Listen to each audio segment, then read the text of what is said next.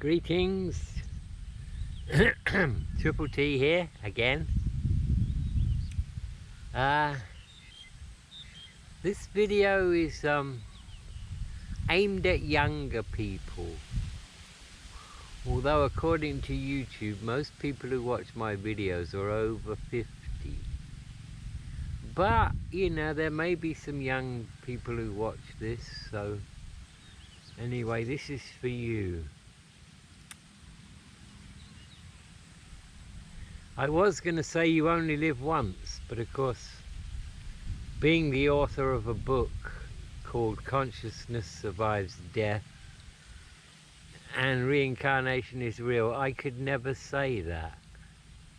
So I'll rephrase that. You've only got one shot at this life. And yeah, time really does fly by. I remember when I was 16 and I was thinking, oh my God, how long is it going to be before I'm an adult? You know, before I can go to a pub. I want to, I want to get a job. I want to be an adult. And boom, before you know it, you're 25.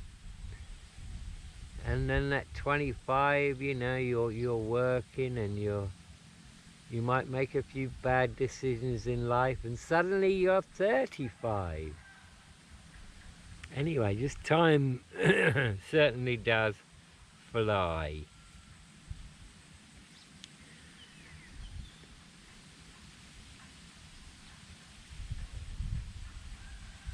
Brief story about my young life when I was young. I would say I had a pretty good childhood. Middle class family.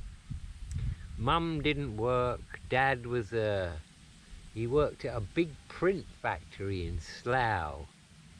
Been there for years. And all was good, and then we moved when I was about 10. We moved to a place called Woodley, near Reading.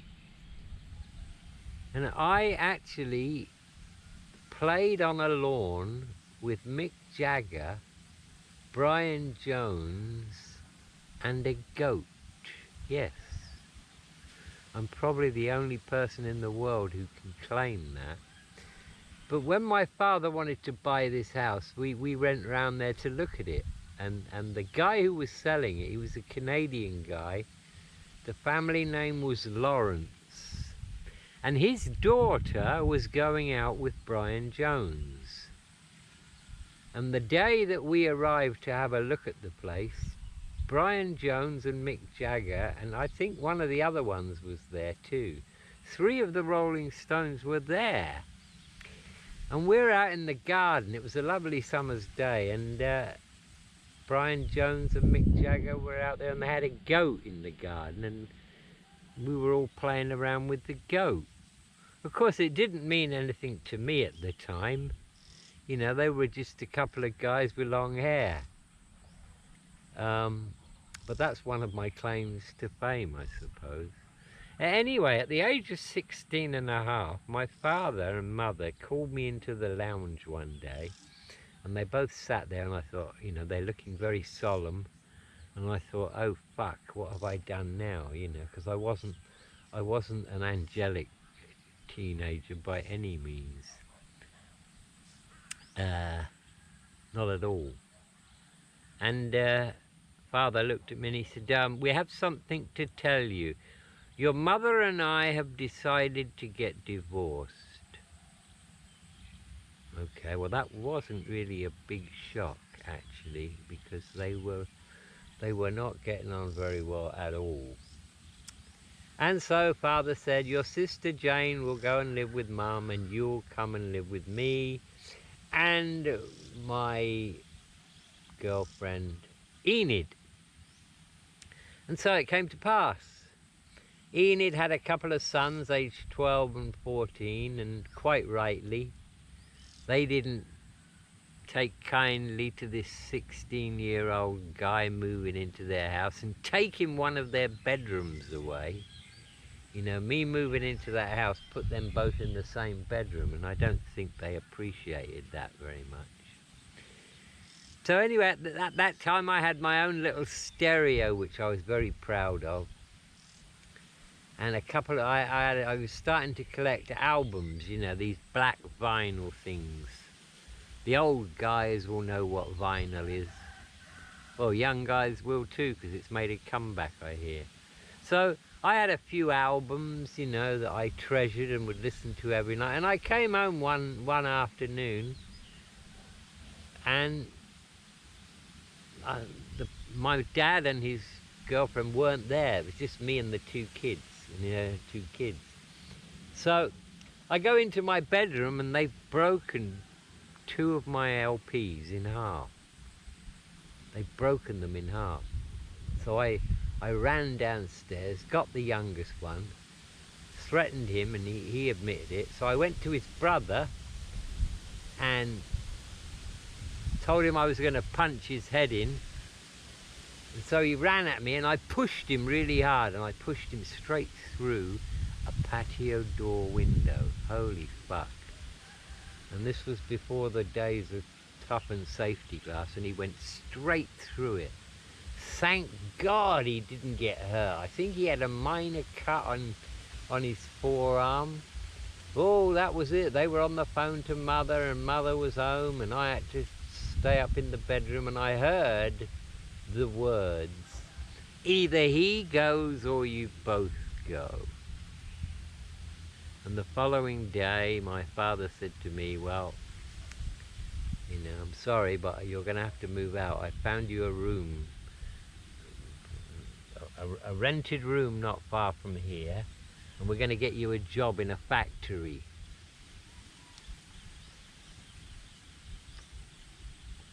So it came to pass. That's what happened. So I'm working in this rubber factory. They made gaskets for helicopters and aircraft, I think it was. Big factory. So I worked there, and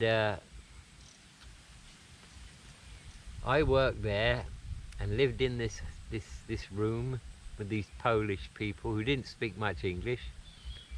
And I started to hang around with the guys I worked with, and I was in the pub all the time, you know. And that was my life. Work, pub, sleep. Work, pub, sleep. And even at the tender age of, you know, nearly 17, I used to think to myself, gotta be more to life than this. Surely. You know? And as time went by, as the months ticked by, I was of the opinion that what was likely to happen to me would be, I would meet a girl, she would get pregnant, we would then apply to the council to get a house, we would then live in a council house, and probably after a few years, maybe we would buy our own house and, you know, get a car and maybe have another kid. And then I'd work for 45 years until I got my old age pension. And then I'd live my life out until I died. And that was not enough for me, not at all. So I thought, there must be more to life than this. It's a bit like, imagine you were born in a 200-bedroomed mansion, but you're born in one room. Now, would you spend the rest of your life in that room? Let's imagine you were not allowed outside of the property. Would you spend the rest of your life in that room? No. You'd want to see all the rooms, just to see what's inside them. You know, and maybe there's something better than what you know. So that was very much my attitude regarding life. One thing I'd learnt about the UK was not many people were actually happy with their life, and it was very much pub orientated.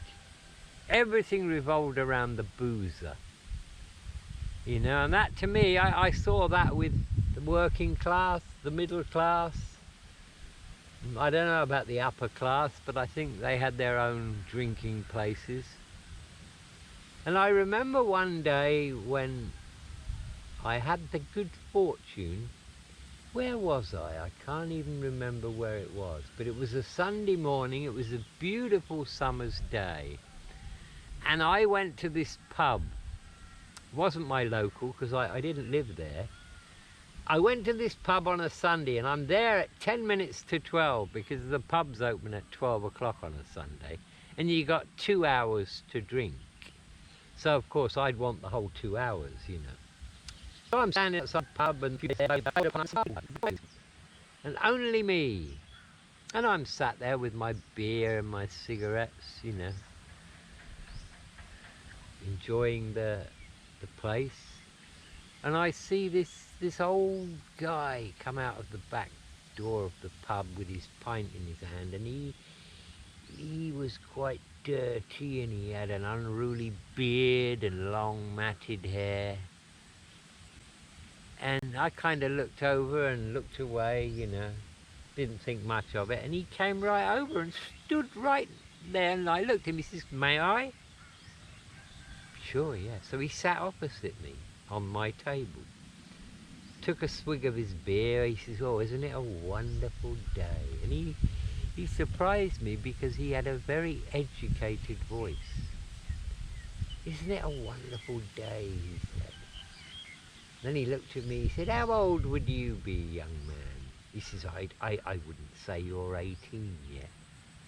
"Don't worry, I won't tell anyone." And I said, "Well, actually, I'm 17 and a bit." "Okay," he said, "that's good.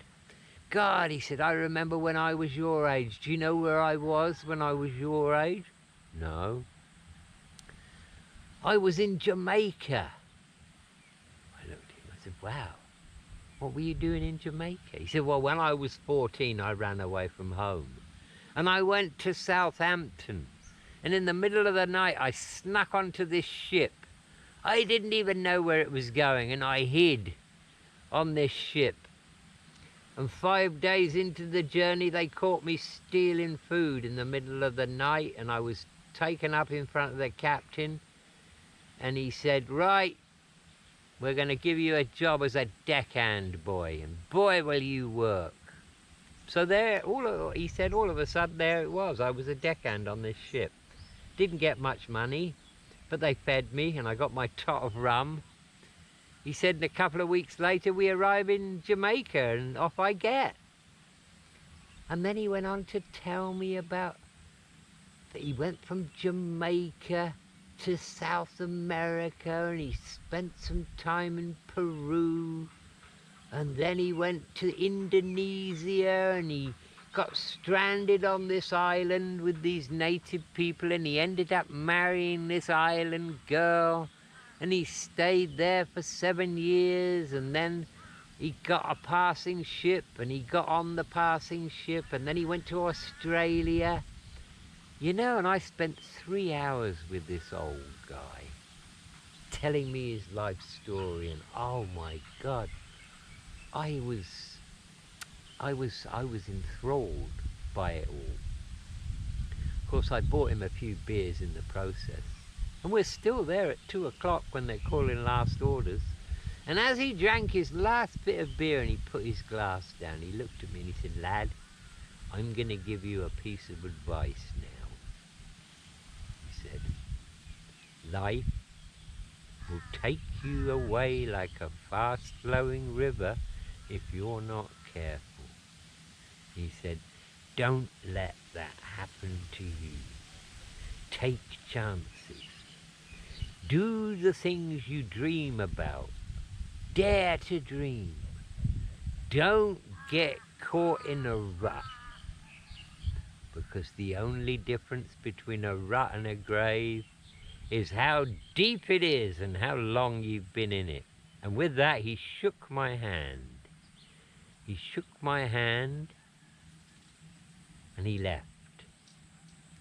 And that is what convinced me to get a passport, buy a backpack, work for about 6-7 weeks to save up as much money as I could, and then jump on a ferry at Dover and head off into the wild unknown.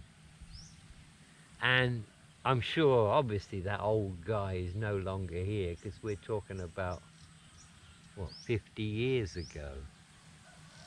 But if I could meet that old man now again, I'd shake his hand and say, thank you so much for what you did. And I often wonder if, I do believe in synchronicity, and he came along just at the right time. Maybe I was destined to meet him. Maybe I was. And I've often wondered what would have happened had I not met him. I think I would have gone anyway, but I probably would have left it a bit. It's easy to think back and, when you look at points in your life, and it's easy to think back and think, I wonder what would have happened if I hadn't met that person. Or I wonder what would have happened if I hadn't gone to that place on that day and got that opportunity. But we'll never know. Life's like a bowl of spaghetti, really, isn't it?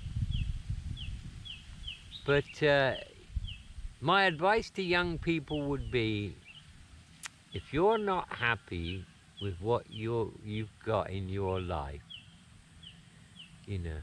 you're only a few hours away from a life-changing decision.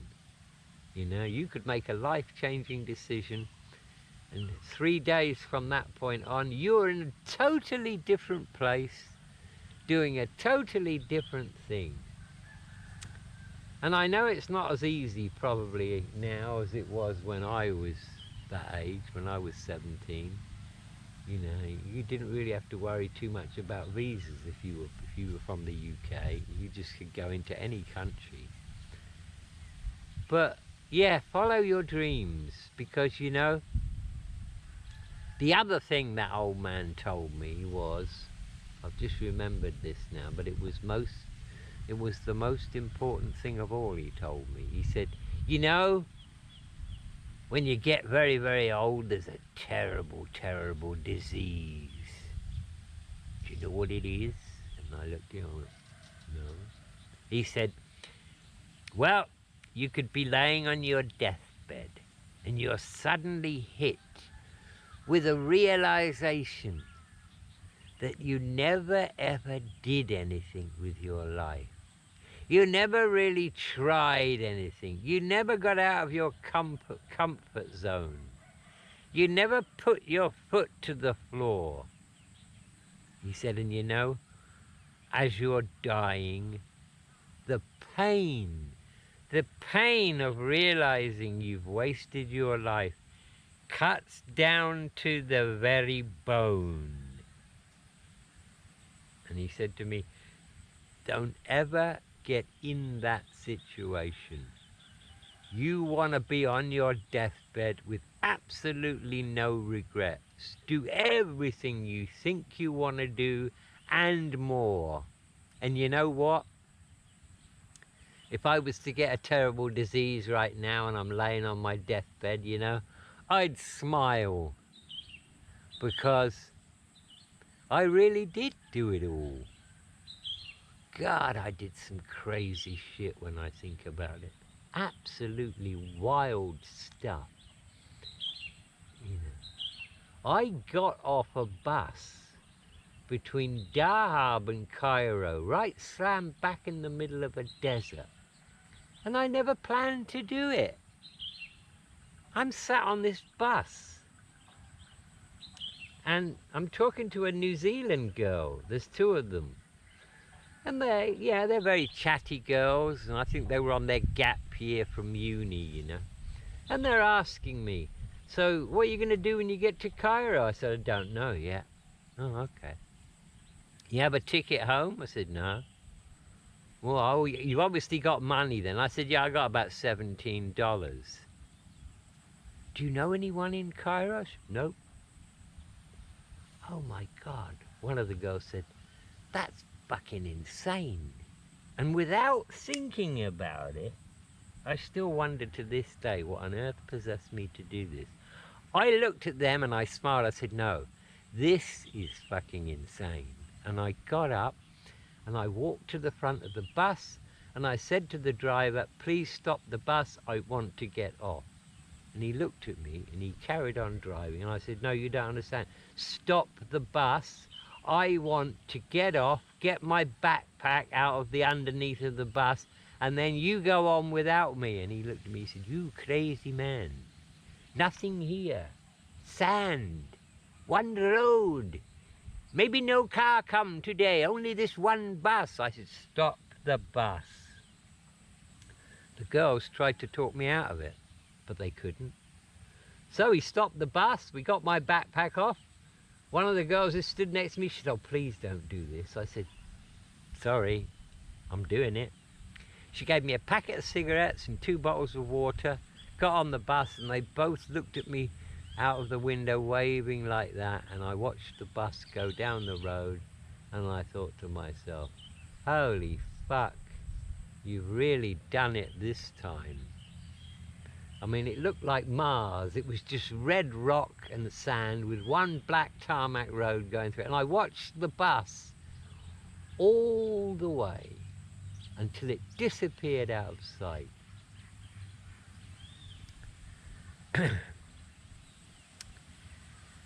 I won't tell you any more than that, but you can find out if you buy my book, A Wanderer's Words, because it's all in there. But anyway, obviously I survived it because I'm here to tell the story. But that was the wildest thing I ever did.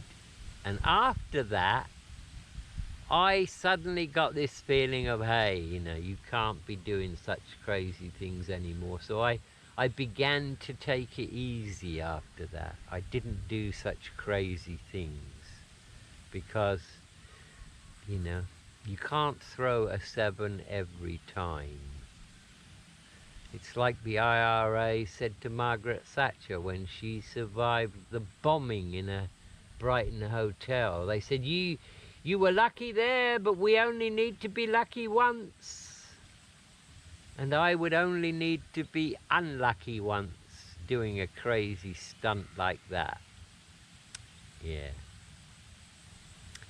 So my message to young people who get to watch this is, you can change your life in a heartbeat. You literally can. And in many ways, in this day and age, it's a lot easier to do that. You know, you could get a job on a farm in New Zealand or Australia or something like that. Or you could do what I did, just get as much money together as you can and go to a place like Thailand. And who knows, you might end up like me, spending the rest of your life here. You know, I've been here 42 years, and I can honestly say I'm in love with this country today as much as I was when I arrived, and I really was smitten by Thailand. I've come to the conclusion, because I believe in reincarnation, that I must have been a Thai in a previous life, because it really did feel like coming home. And over the 42 years, I've left the country not quite a few times, maybe 5 or 6 times. And I do remember once actually kissing the tarmac when I got off the plane. Yes, at Don Muang Airport. I don't feel good when I'm outside of Thailand. I don't know why. Anyway, more on this later. I'd better go now.